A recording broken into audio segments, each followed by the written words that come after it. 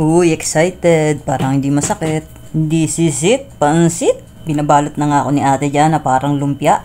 At sinimulan na nga niyang durugin ng aking mga lamig hanggang sa puwit. At durug na durug, kiliting-kiliti ako dyan sa bandang puwit. Kitang-kita naman natin na nag-e-enjoy talaga si ate na durug-durugin, tuun-tuunan yung katawan ko. Ayan, sige pa, gigil na gigil, te. At sinisimulan na nga ni ating tanggalin yung aking damit at aking tinakpan yung aking cocomelon. Huwag kayong mag-alala yung aking wet box. Di ko natatakpan yun, so yun lang, maliit na bagay.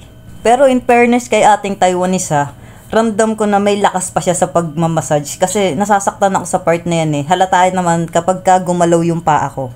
Talagang ang sakit kapag dinudurog niya yung lamig ko. Sa ngayon, di nyo pa makikitang nanlalaban yung paa ko dyan kasi nasasarapan pa ako sa ginagawa ni ate. Lalo na kapag dating dyan sa wet box. Talagang gigil na gigil siya. Nakikiliti kasi ako dyan eh. Yun, nakita nyo, nanlalaban na yung paa ko. From the start, tahimik lang talaga yung kwarto. Pero nung pinipisil na ni ate yung right part ng likod ko, dun na ako dumaing. Sabi ko, Tapos tanong niya sa akin, masakit? Sabihin ko sana hindi, testing lang te. Iniwan muna nga ako ni ate dyan at ito ako, feeling strong, nakakakembot pa. At nagtago na ulit ako kasi naramdaman ko parating na si ate. Kumuha pala siya ng mainit na basang bimpo, di ba nausok pa? Hindi ko na tinakpan yung wet box ko, ayos lang yan. Parang humihiwalay na yung kaluluwa ko, papunta na sa langit. Sa langit nga ba? Gravity ganito pala feeling ng siomay saka siopaw.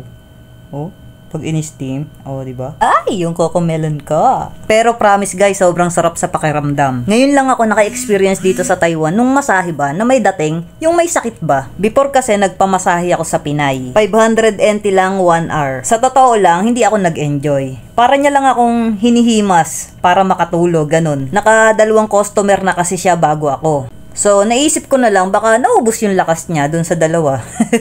Kaya ganon. So, wala na akong nagawa kundi tapusin. Wala lang, gusto ko lang i-share.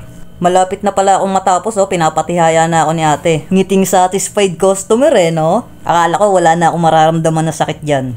In 3, 2, 1. Ayan na, ang sakit sa part na yan, diba?